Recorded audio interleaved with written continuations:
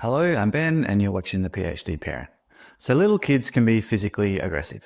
Now what researchers mean by physical aggression is usually along the lines of any behaviour that has the potential to result in physical harm to people, animals or objects. Examples of physical aggression include hitting, kicking and biting. So in the current video, I'm going to address 3 issues relevant to physical aggression in infants and toddlers. First of all, the prevalence of physical aggression in infants and toddlers. Second, the stability of physical aggression in infants and toddlers across time. And third, the types of physical aggressive behaviours that infants and toddlers typically show. Now, if you'd like to know more about some of the intervention strategies that people typically use to manage physically aggressive behaviours in infants and toddlers, you can check out my video in which I describe conventional positive parenting approaches, or another video in which I describe more recent strong positive or gentle parenting approaches.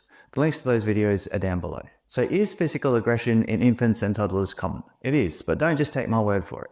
In the following, I'll review research demonstrating that physical aggression is common. And I'll start with questionnaire-based research and then move on to observational research. So in terms of questionnaire research, a link recruited over 2,200 kids who are between the ages of 1 to 3 years old. Parents reported on their kids' behaviour using a questionnaire that asked about the occurrence of different forms of physical aggression, for example, hitting, biting, kicking and fighting. And here's what the researchers found. For 1-year-old kids, about 50% showed some form of aggressive behaviour. This went up to about 80% among 2-year-old kids and then down to about 75% for 3-year-old kids. For 1-year-old kids, there was a hint that boys showed more aggression than girls, though the difference was small. For stats people, the Collins D was just under 0.2. However, for the 2-year-old and 3-year-old kids, there was clear evidence that boys showed more aggression than girls. So now on to observational research. So how you combine data from 4 datasets, resulting in a sample of about 325 kids ranging in age from 10 to 30 months. The kids were divided into 2 groups, kids less than 2 years old and kids more than 2 years old.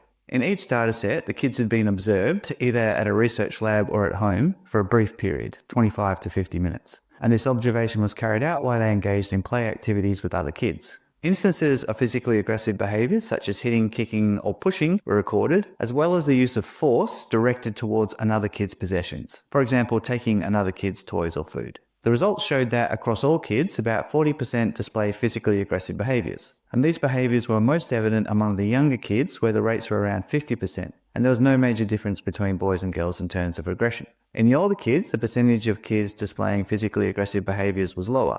However, there were gender differences, with about 45% of boys using such behaviours, but only about 30% of girls. In terms of the use of force directed towards the possessions of other kids, across all kids, about 70% displayed such behaviour, and this behaviour didn't differ as a function of age or gender. So these results generally confirm the findings from the questionnaire-based research. Specifically, physical aggression is common among kids, with this type of behaviour being more prevalent among younger kids, and differences between boys and girls emerging when kids are around 2 years old. Having said that, the rates of physical aggression in older kids were lower in the lab-based research compared to questionnaire-based research. And this could be explained by the fact that the recording periods in the former were only brief, and assessment often took place in the lab, which is an unfamiliar environment. And these results also build on the questionnaire research by showing that use of force directed towards another kid's possessions, such as trying to take another kid's toy, is very common. In fact, it's more unusual for a kid not to show this type of behaviour. For example, in a similar study, Hay found that the rate of use of force behaviour was close to 80%, occurring roughly 3.5 times an hour. So this underlies the fact that a kid taking things from another kid is a very normal behaviour for them to display. So now on to the stability of patterns of physical aggression in infants and toddlers. So in the study by a link, the researchers managed to follow up some of the kids 12 months after the initial assessment. They examined the stability of aggressive behaviour by calculating the correlation between physical aggression scores at the initial and follow-up assessment for each age group. They found that the correlation between these scores was about 0.5 for the 1-year-old kids, about 0.6 for the 2-year-old kids, and about 0.7 for the 3-year-old kids. That is, in general, high levels of physical aggression at the initial assessment point were associated with high levels of aggression at the follow-up. And this effect was the strongest amongst the older kids, suggesting that aggressive behaviours might start to become more entrenched as kids get older. In a different study, Coate looked at data from over 10,000 kids who ranged in age from 2 to 11 years old. The frequency of physical aggression was assessed 4 times. Now, I won't go into the fancy statistics the researchers used, but what they ended up with was 3 groups who showed different trajectories of aggressive behaviour. The first was a low physical aggression group, which a little over 30% of kids belonged to. Kids in this group started off at age 2 showing very few physically aggressive behaviours, and almost no such behaviours by the time they were 11 years old. The second was a moderate physical aggression group, which slightly more than 50% of kids belonged to. Kids in this group started off at age 2 showing occasional use of physically aggressive behaviours, with their levels of such behaviours progressively getting lower as they approached 11 years old. And finally, the third was a high physical aggression group, which roughly 15% of kids belonged to. Kids in this group started off at age 2 showing more frequent use of physically aggressive behaviours, with their levels of such behaviours remaining stable across the following years. So these results again suggest that physical aggression is common in early life. If you look at the groups 2 and 3, for example, at age 2, about 70% of kids showed at least occasional physical aggression. In most kids, physical aggression will reduce as they get older, but for a minority, that is those who initially show relatively high levels of physical aggression, this type of behaviour seems to persist. Now, what are the most common forms of physical aggression in infants and toddlers? So Lorber recruited about 270 kids, with the researchers getting parental reports of aggressive behaviours when kids were 8, 15 and 24 months old. The researchers were interested in 6 different forms of physical aggression: hitting, kicking, biting, pushing, pulling hair, and pinching or scratching. Now, the first thing to say is that these behaviours were very common, with about 90% of kids displaying at least one of these behaviours across the assessment period.